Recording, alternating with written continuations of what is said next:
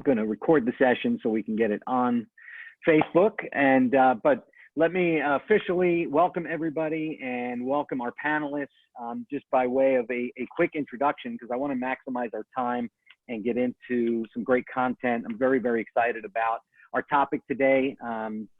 A number of us, obviously, are dealing with stressful situations in our communities and around the world, and it impacts our health in many ways. And so I'm very thankful that we get to do this. I want to introduce Kathy Rose Patrone.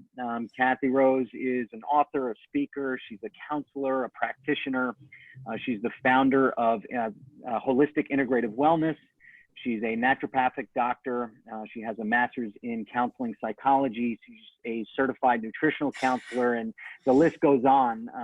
She's got a number of articles, books, writings. She edits as well for a number of prominent publications. And so excited to have her with us, tuning in from the West Coast this morning, or this afternoon, morning for her. Tracy Spiaggia is founder of the Slingshot Health Coaching Network. She's a functional nutrition and lifestyle coach. She's a board certified health and wellness coach. She's also a brain health coach, works with people of all ages and with a number of challenges related to health, nutrition, lifestyle, exercise. And so thankful to have Tracy with us as well. Nellie DeBrun. Nellie is, interestingly, one of the few doctors of acupuncture in the U.S.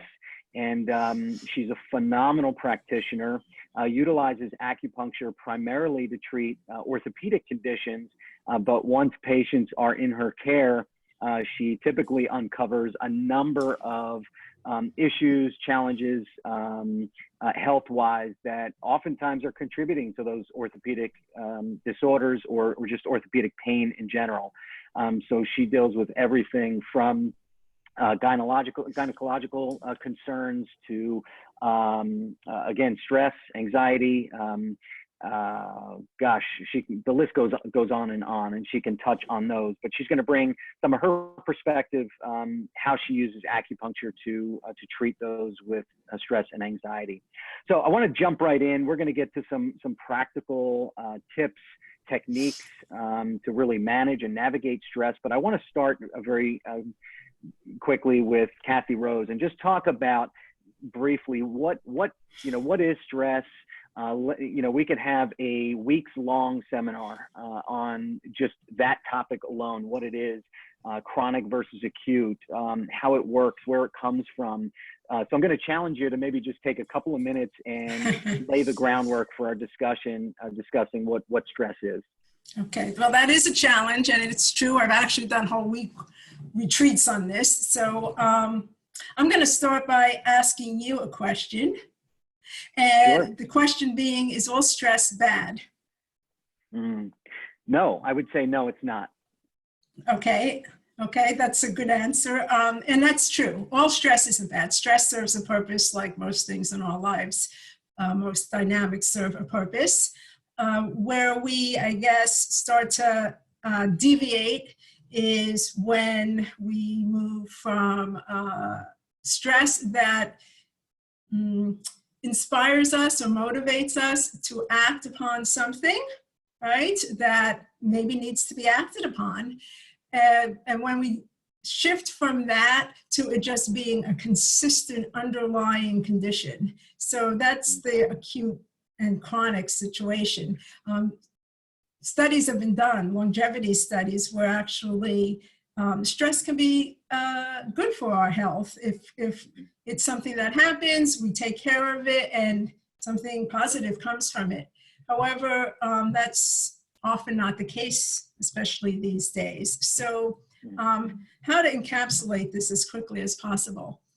Generally, stress is looked at as there's 3 different stages. So the first stage is what's considered the alarm stage, which most of us may know as fight, flight, or freeze. So all sorts of things start happening in our body when we perceive a stressor, okay?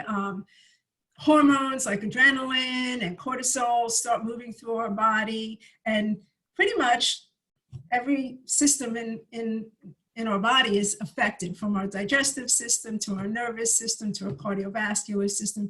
Everything starts to shift towards, okay, I have to deal with this perceived threat, basically. And things start to shut down, so forth and so on. But under the best of circumstances, we deal with that stress, however we deal with it, fight, freeze usually, and we move on. And when we move on, we can move to stage 2, which is ideally the recovery stage. So our body starts to go back to balance. It moves into homeostasis again. It may take a while because we've maybe been depleted in certain ways. However, an optimal healthy system can do that, and it doesn't take too long. However, what if we continue to get stressed at that point? A new stress, the same stress, or what if we perceive that there's still that stressor and we become hypersensitive to that stressor or other stressors? We continue then in this mode of hyper-awareness, and we don't get to recover. And that's when we start to shift into what's considered chronic stress, which we know at this point is not good for our health. In fact, we are learning all the different ways that it actually adversely affects our health. That continues, and eventually we wind up in the 3rd stage, which is the exhaustive stage, or what we may consider burnout. And at that point, the health implications are even greater. So yeah, acute stress, we deal with it. It's like an animal deals with stress, shakes it off. You may see, a dog shake or a horse shake. They shake it off, they recover, move on. However, when, as I say, the stress continues, the stressor, new stressors keep coming, or we are hyper-aware and hypersensitive to perceived stresses, whether or not they're there or not. We don't get to recover properly. That's, yeah, incredibly helpful. Thank you for painting that picture, and sort of those stages, I think, really set the tone for the discussion. And it's a great segue into maybe some conversation we'll have with Tracy. As we go through these stages and we're in the recovery stage, what we do with that stress at that point, it sounds like, is of critical importance, right? We either that resolve that stress, or again, we continue downward into that exhaustive stage. And so let's kind of turn a little bit towards nutrition, lifestyle, just your experience, exercise. Tracy, talk to us a little bit about how you engage with clients when it comes to stress. Where do you start? And maybe even just, again, some practical tips, some things that we can evaluate in our own lives that can help us in that recovery stage. Sure. Like all of the panelists here, I would imagine everybody that enters our professional space, they're in that exhausted state. And dis-ease of some kind has manifest in their life. And what's beautiful is everybody brings a unique piece to that healing process to bring them one step up into recovery, and then really equip them with some solid management skills so that they really very rarely, if ever, slip back into that exhausted state. So the type of work that I would engage my clients in is more of what's called soft interventions, as opposed to doctors and licensed professionals like the rest of the panel who provide medical interventions. So mine would be, first of all, I would hold space. That's something that doesn't really exist much in the culture that we're living in right now, where if I could use the term, holy space is really held for an individual to just be. You don't have to clean yourself up. You don't have to pretty up the story. You don't have to withhold any ugly detail. I'm just going to hold some space for you to purge all of it. That's part of getting out of that exhaustive and into that reparative, is being truthful and honest and saying, this is the full story of me.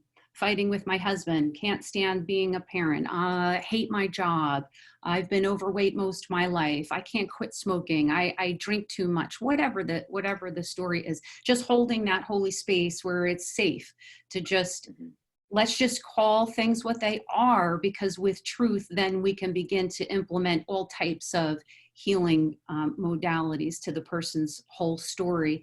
So for someone like me, after we hold space and I engage the person and establish trust, then I can begin to speak into them about very fundamental, basic truths about our design as human beings. There's certain ways that we're called to live, that when we live outside of them in a chronic way, the body cellularly becomes very disordered and very confused. And that really is, in effect, inflammation, which then is the root cause of all kinds of disease.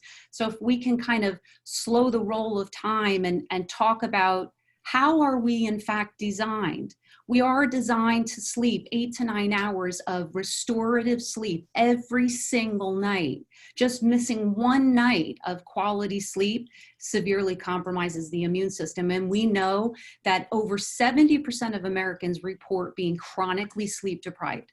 So that in and of itself is a huge contributor to the state of disease that we see in this country, really throughout the world. And that statistic tends to include children as well, which is really sad.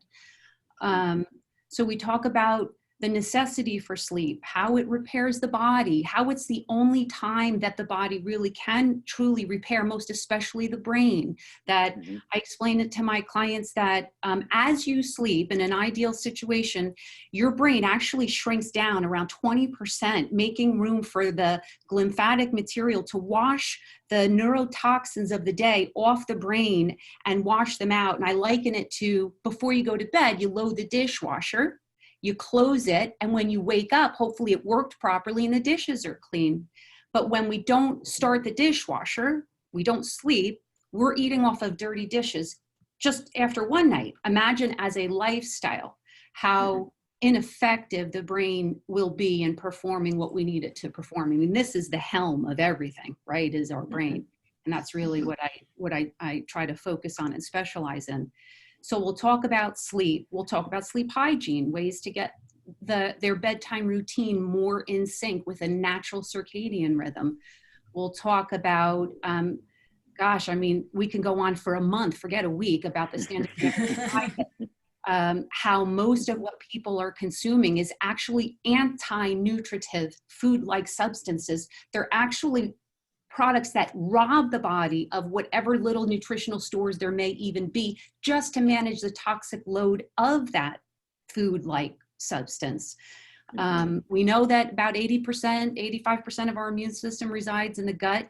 And when we're living on the standard American diet, which is shelf-stable food, preservative-laden food, GMO foods, completely almost devoid of fruits and vegetables, commercially raised animal products, the burden on the digestive system, where the majority of our immune system lives, is almost unquantifiable. So how can we show up with a strong immune system if the raw material that we're taking in is so rancid and so toxic?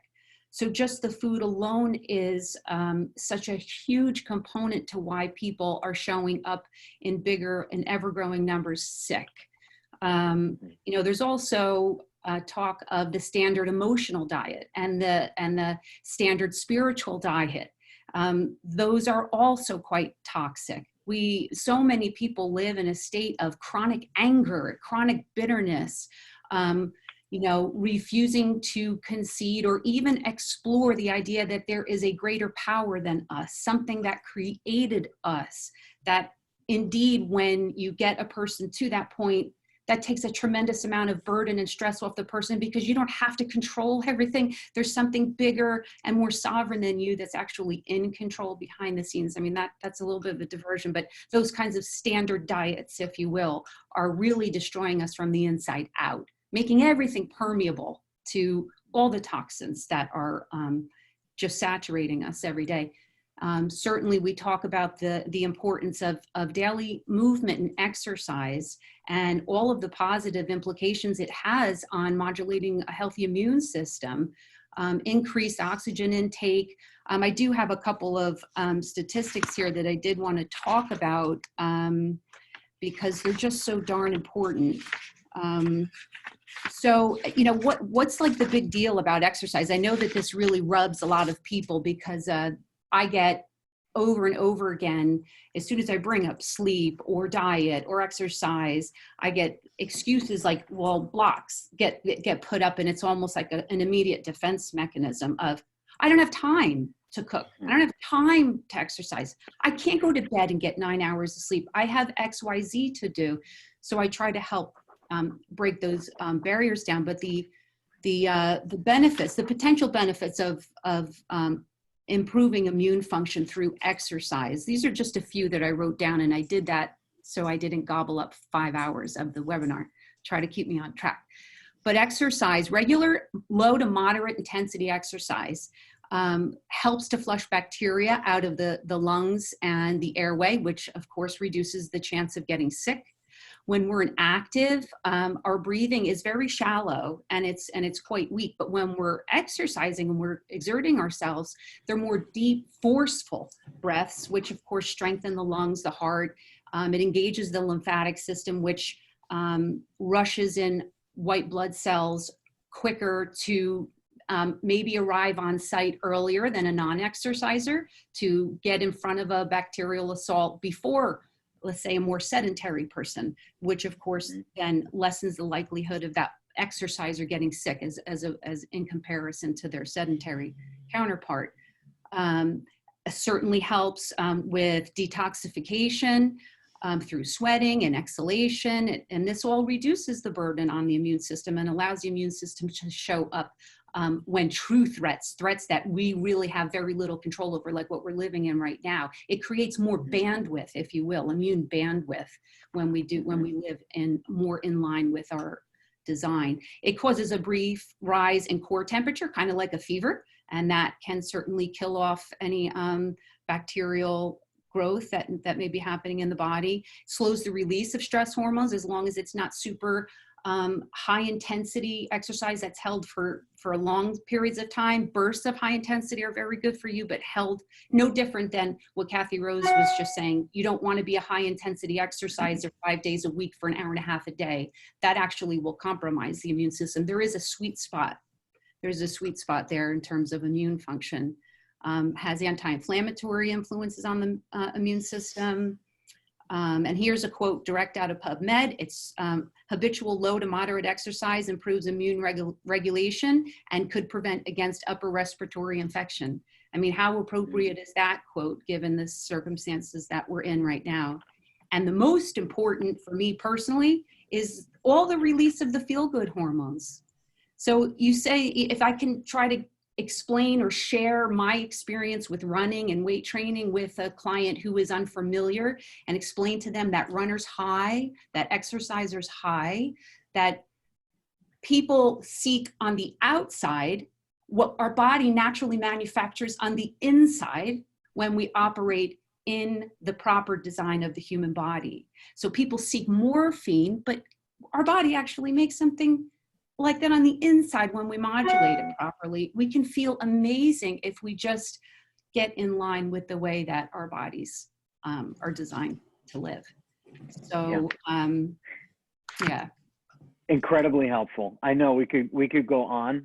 There's so much. You covered those very, very well. I appreciate it. I mean, you know, sleep, diet, and exercise. We've all heard it, right? It's not all that innovative, but it requires some things, right? It requires making some sacrifices initially. It requires hard work. It requires discipline, which all typically require a support system, right? And so, and those exist. And so thank you for what you do, and you know, just for a further understanding of how that works. You touched on a couple of things that are, Kathy Rose and I were talking a little bit about last week on a call, and that is that we've got a little bit of the, not to be a downer, but a little bit of the perfect storm.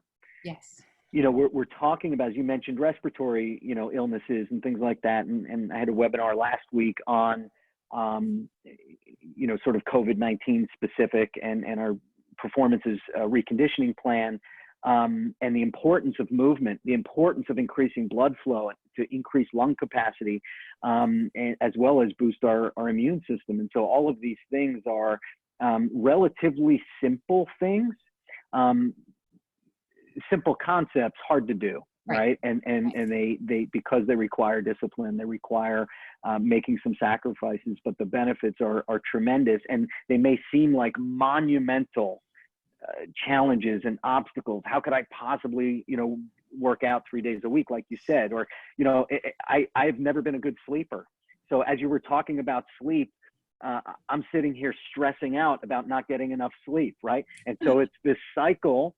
Yes. And I've been there and moved into an exhaustive stage, merely not only because of the lack of sleep, but then the corresponding stress as a result of that lack of sleep. And it's just that continuum. And we're gonna come back to Kathy because I think she's got some great tools that we can implement. So there's these, you know, these lifestyle changes that Tracy's talking about that, you know, I would encourage everyone to explore, starting with talking to somebody in a safe space, looking at diet, right? Looking at gut health and the connection to brain health and inflammation that impacts our emotional and our psychological state significantly.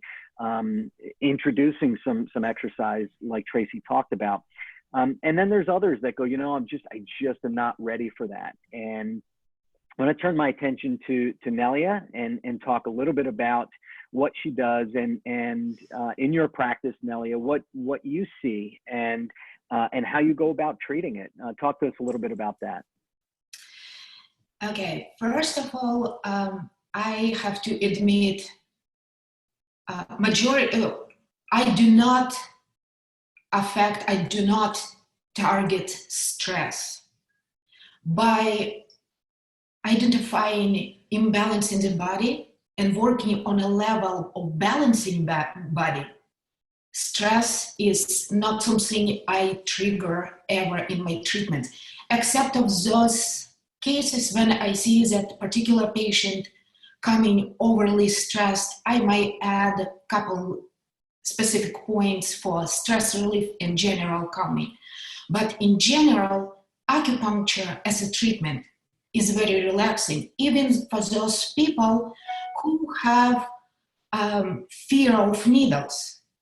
They usually overcome of that fear within 1 or 2 treatments, and then get majority, I would say over 95% of my patients do get that benefits of acupuncture of stress relief without me intentionally triggering it. The way acupuncture works, and Steve, you already touched it a little bit, we have holistic approach. Even if the person comes to me with a pain, I looked beyond just that specific complaint. I'm looking why pain is lasting, why body is not turning self-healing mechanism. And stress could be one of the reasons why it's happening. So acupuncture is, I probably wouldn't say anything new. It's an ancient healing art, which came mainly from Asia. In our country, it's considered to be alternative or complementary medicine. In many countries around the world, it's included in mainstream medical field. And people who are practicing acupuncture, they are MDs. So there is different theories, how does acupuncture work? And that is something what I answer probably at least few times a week to my new patients. How does it work? Why does it work? So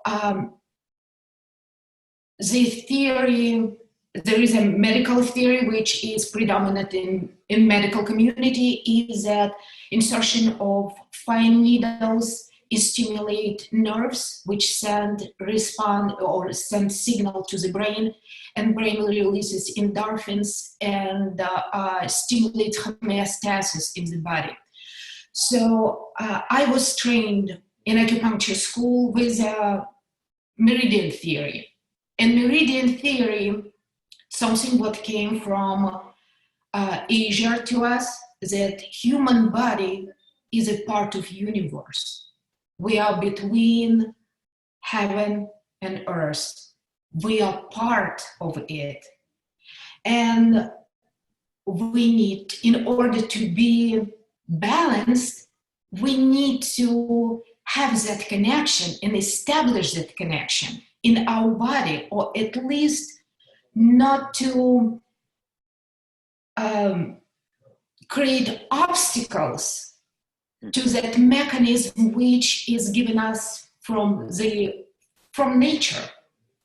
So I'm talking, in acupuncture we talk a lot about balance in the body, and holistic approach is very important, because when we restore the balance in the body, we have much better results than if we treat just a symptom. If we treat just stress, and I use just those acupuncture coins which would help people to relax without addressing inner imbalance. That's well said. That's well said. I think you touched on something that's pretty critical, right? Is that you know, stress is a symptom. You know, it certainly can have a causal effect, but there's something at the root cause of that stress and the imbalances, whether it be our lifestyle imbalances, as Tracy touched on, you know, physical, emotional, psychological, spiritual imbalances. We're you know, looking at the whole person, which I know you are gifted at doing, because I hear patients all the time who are incredibly committed to you and excited to see you, because you're able to work with them through that. So thank you for touching on that. And I think it's you know, acupuncture can be an immediate, impactful experience that can be a part of that integrated approach to healing. So thank you for touching on that. Kathy Rose, I want to turn back to you for a moment and go back to a little bit the emotional and psychological approach to navigating stress. And as we talked about last week, sort of this perfect storm of, you know, being faced with the physical threat of a respiratory, you know, illness, and in this pandemic, and then the loads of other stressors coming at people now, from both staying at home, stay-at-home orders, work-related stress, financial stress, and so there's plenty to deal with there. But I know that you are equipped to provide some practical tips and strategies, and I know a number of them, but maybe touch on a couple, you know, a few that might help some of our the participants on the call. And again, before Kathy Rose jumps into that, I just want to mention again, if you have specific questions, we've got dozens of folks on the webinar, and if you have a specific question, please, for any of the panelists, please don't hesitate to ask. Use the Q&A icon in the footer, and we'll address those. Kathy Rose, some tips and strategies. Well, yeah, there's plenty that we could talk about, that's for sure. And when we spoke last week as well, there was one thing in particular that we discussed that I think may be the most important thing that we can address today, especially considering the circumstances that we are all faced with. And that's something in psychology that we call locus of control. So locus meaning place, right? So where do we place our control? And this actually refers back to what Tracy was mentioning. She actually used the word control a number of times when she was speaking, and I was pleased to hear that. So if we were to just use this framework, look at all of this through the lens of locus of control. What does that mean? Well, we all place control somewhere. Typically in psychology, we are either on one extreme, an internal locus of control, which means that we think we can control everything in our life. The other extreme of an external locus of control says that we can't control anything. Everything out there is what controls us. And we have no agency. We have no capacity to do anything about it. So those are the two extremes. Daniel Siegel, who is a psychiatrist at UCLA, who I think is amazing, has written many things about this, and says a healthy locus of control is a balance. We're able to navigate that spectrum. So how do we navigate that spectrum? Well, we step back and we say, okay, let's refer to stress. What are our stressors? What's stressing me? And it's helpful to make a list, maybe a little stress log. What are the things that are my personal stressors? I encourage writing them down. It's a great way to just manage it and kind of offload it. And even rate them if that works for you, 1 to 10. And then say, okay, let's use stressor number 1. Do I perceive this with an internal locus of control or an external locus of control? Meaning, I can't do anything about this. Or, you know what? I just have to figure out what to do about this, and I can completely control this. Well, typically it's not one extreme or the other. It's somewhere along that spectrum, but also typically it's somewhat more on one end than the other. So to get clear, what's my locus of control? Am I thinking I can control this completely when really I have very little control over it? Or am I thinking I can't control this at all when actually I do have some agency? There are some things I can do about this. So to start from there. So I'm going to ask you again, because I love to do that. Give me an example for you right now, something that's stressing you. What is a personal stressor for you? And we're gonna use that. Oh, wonderful. Thanks for putting me on the spot. Appreciate that. Ah, you're welcome. You know, one of the things that's stressing me out is, quite honestly, seeing other people experience loss and not being able to do anything about it, especially some of those closest to me who, you know, are just saddened and grieved by the losses of this time period. Okay, Perfect example, because I think, you know, many of us are feeling that way, lost in many different regards. And you touched upon it perfectly in saying, I can't do anything about it. So where would you be placing your locus of control by saying that? Well, way on one end of the spectrum. Exactly. No control. No control. So is that actually true? I mean, do you have absolutely no control? There's nothing you can do about how you feel about this or how you can interact with these people? Yeah, you know, so what's becoming clear through this counseling session, and don't send me a bill, is that what I can't control is the outcome for them. I can't bring back what's been lost. But what I can do is be a source of encouragement, be a source of joy, of hope, to be available, to listen, maybe create healthy distractions,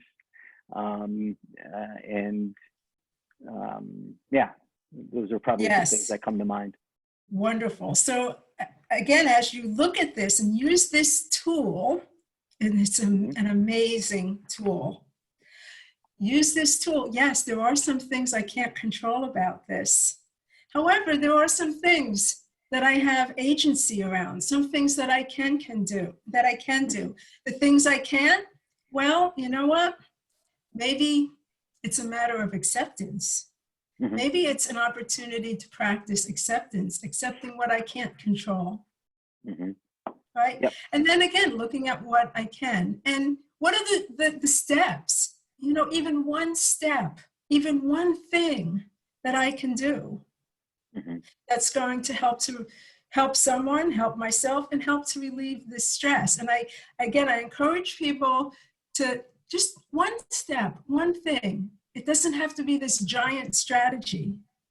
And in that one thing, I also encourage, consider what's worked before. What's worked for me? What do I know works? Well, maybe when I pick up the phone and call someone, that works for me. It's worked. There's no reason to believe that wouldn't work. So again, one step at a time, reasonable expectations, so important.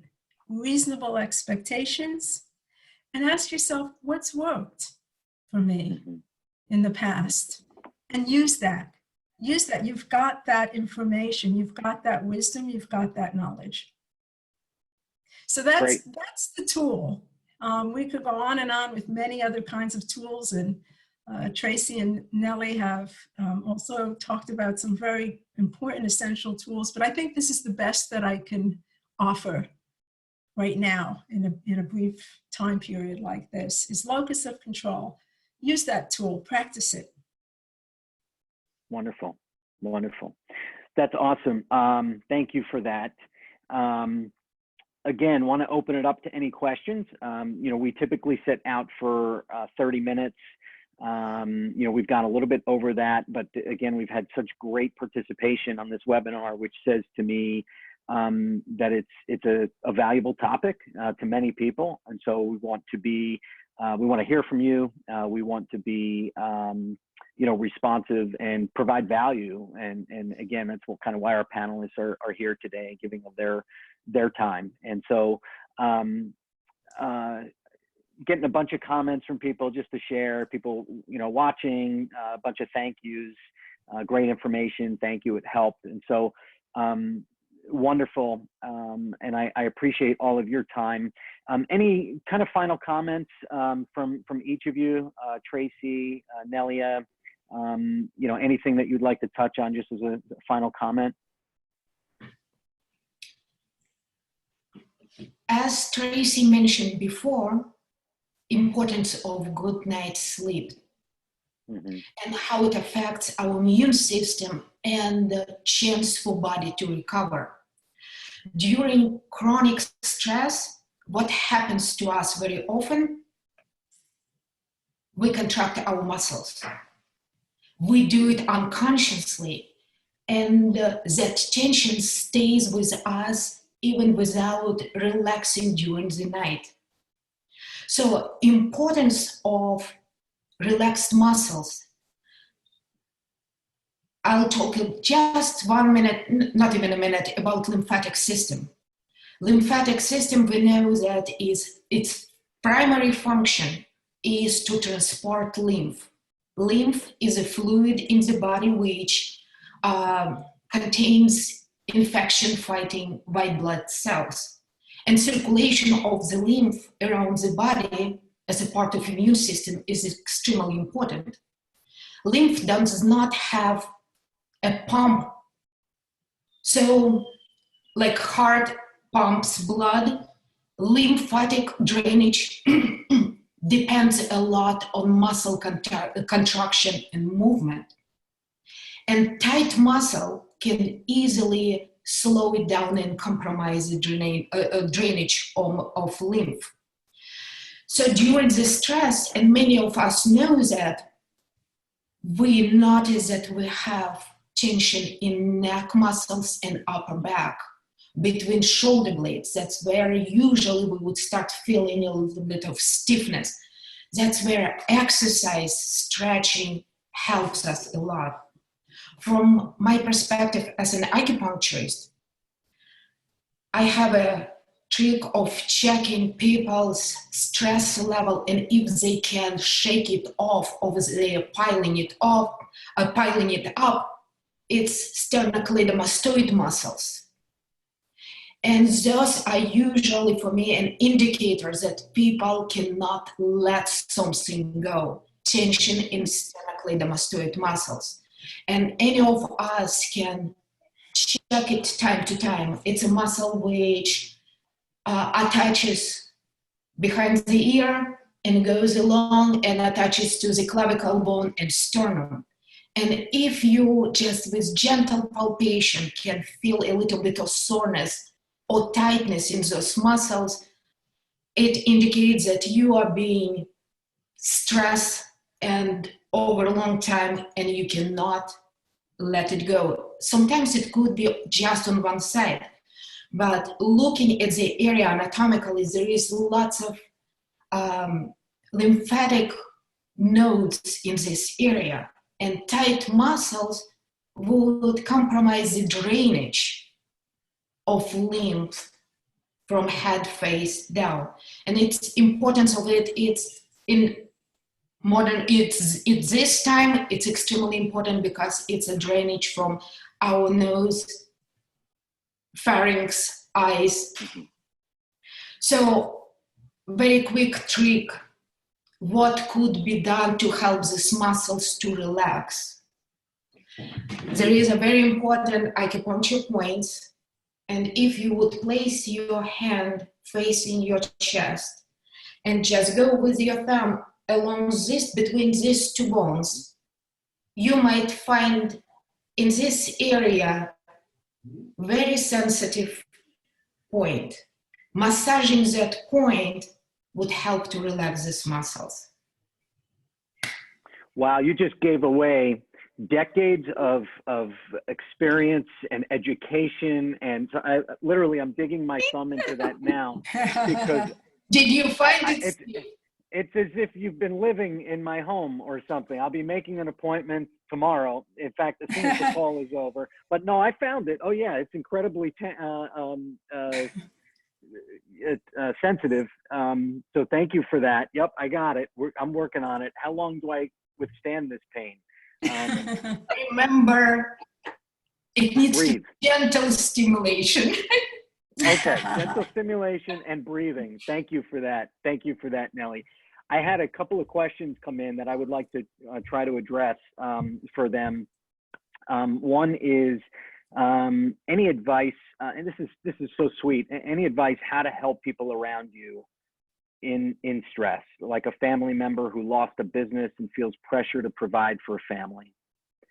You know, Tracy, Kathy Rose, you probably could both have a lot to say about that. Tracy, you want to tackle that one? Absolutely. Gosh, I love what the other panelists are saying. Oh my goodness, it's just, this is really fantastic even for me. Again, it's determining or establishing what you can influence and control and what you simply cannot. But I think more than anything, what human beings are craving is to just be heard. Maybe it's saying nothing. Maybe it's doing nothing other than, would you like to talk? Would you like to share?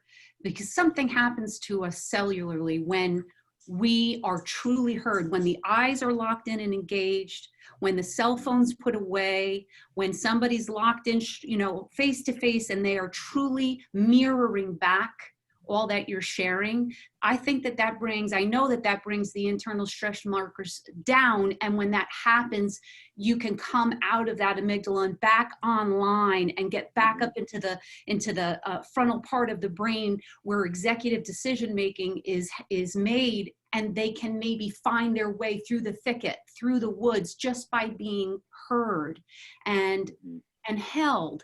You know, just that human attachment, that's really what I think, better than the sleep and the hydration and the supplements, which are amazing, amazing gifts. Better still is just humaning one another. Just be a human and just show up as love. Don't add to the stress. I know this sucks, don't do that. How you really can love someone is to truly listen, not inject, not interrupt. And when they're complete, is there anything I can do? Is there anything I can do? And let them drive the bus as far as what kind of control they want or don't want. They might have just wanted the ears to listen. That may be the best gift you can give. Thank you. Thank you for that. Steve, I'd like to add one thing to that quickly. Sure. We've actually learned that stress is contagious. Studies have been done on this, and stress and the symptoms of stress, the responses, reactions of stress are contagious. So in answer to that question, one thing that we can do to help people around us who are stressed is to manage our own stress, is to do these things that we're talking about, use these tools and these practices for our own stress, and that's going to have an enormous impact and influence on those around us. Yeah, wow. Yeah, that's well said. And I'm reflecting on just even my own responses to other people's stress and the words that I use, my facial expressions, my body language, and what all of that communicates. So thank you for that reminder. I think that's all well said. Another question here, and it's a great question, and it's a tough one, especially now with all that's going on. The question is, how can we use some of these strategies with kids? And so you mentioned Locus of Control, Kathy Rose, and one of the things that comes to mind when I think of stress is anticipatory stress. Right. And so the question we just dealt with some very real practical stressors and challenges with the stress of losing a business and providing for a family and economics. That's one scenario. Another scenario is it's the stress that comes with the unknown, the anticipatory. When is all of this going to end? What's coming? Will it ever go back to normal? And this sort of futuristic or anticipatory, I don't know if that's the right term. There's probably other scientific terms for it, but, and there's some real strategies that come along with that. But anyway, not to get ahead, but I think for kids in particular, so much of their stress right now is related to that. That fear of the unknown and what's to come. But again, not to project that may or may not be the case, certainly for all. But Kathy Rose, give us maybe speak to that a little bit. Well, yeah, I'll try to just come up with one thing. And what is our role? What is our role in all of this, right? With children, with others, but particularly with children. We're a model, basically. If we step back and remember that children are observing us all the time. So what can we do? Again, look at ourselves. What are we modeling? How are we modeling? Because they are picking up on that in every way. In every way. The words that we're using, how we're responding, how we're reacting, we're a model for them. So I think that's key. That I said one thing, and actually there's one other thing I'd like to just touch upon. And you and I talked about this as well. And this refers to Tracy also, what she was saying. Empathy. Empathy. So what is empathy? One thing to think, I know what this child is feeling. Maybe this child is feeling fear, right? And this can be applied to children, adults, anyone. That child's feeling fear right now. I know what it feels like to feel fear. So I'm connecting not just with the fear. However, I may need something, or I may need certain things when I'm feeling afraid. But we can't assume that child needs the same exact things that we need. So ask. Not only what are you feeling, because they may not even know, but what do you need? What do you need right now? And again, this goes back to what Tracy was saying. I need a hug. I need to play. Whatever it is okay. But it's what they need when they're feeling that way, not what we need when we're feeling that way, or not what we assume they need. And that's also modeling for them. That's modeling empathy. That's going to go a long way in their lives. Mm-hmm. Mm-hmm. Mm-hmm. Yeah, thank you for that. And you know, I know that you know, many of us again are dealing with all different sorts of stressors, and you all have given us some great tools, strategies, you know, options. And so I would encourage everybody that's listening to explore those, practice those, you know, as well as, you know, being present. You know, I find myself in stress, either focusing on, you know, the past or focusing most of the time on the future, what hasn't occurred yet, and playing that out, and finding myself needing to bring myself back to the present. And one of the techniques I learned to do that is to simply identify 5 or 6 things in the room and state them. You know, this chair and this computer and this love seat, just to bring myself back to where I am, back to the present, and you know, find comfort in that the future hasn't occurred yet, and you know, I am safe, and you know, and to go from there. So I want to leave it at that. There's so much else to unpack, and maybe we'll if you're you know, a participant and other questions come up afterwards, or there are other topics or specifics related to the topic we began to uncover here today, I would ask you to please, you know, email us. Let us know what you'd like to hear about, and you know, we'll continue to do these. We do have other webinars planned. We have one at 5 o'clock later today related to knee pain. Again, Performance Medical Group is focused on orthopedics, but we look at the whole person. And certainly there's a lot to discuss. I will go ahead, Kathy Rose. Yeah, just as we're closing there, if I may, there's one thing I'd like to leave everyone with, if I may have that opportunity. Sure. And that's the Serenity Prayer. For those who are familiar with it, great. For those who may not be, the Serenity Prayer is this: God, grant me the serenity to accept the things I cannot change, the courage to change the things that I can, and the wisdom to know the difference. Yeah, thank you for that. Thank you for that. I appreciate it. And thank you for giving of your time. Our panelists, Kathy Rose, Tracy, Nelia, thank you again so much for your investment of time today, and your investment of really your lives into the lives of others. And so for anyone that would like to connect with any of them, certainly you could do a quick Google search or reach out to me, and I'll put you in direct contact with any of them. But thank you guys, and I want to thank our participants for being with us, and we wish you the best. Stay positive, stay healthy, and be well. Thank you guys. Thank you, Steve. Thank you, Tracy and Nellie.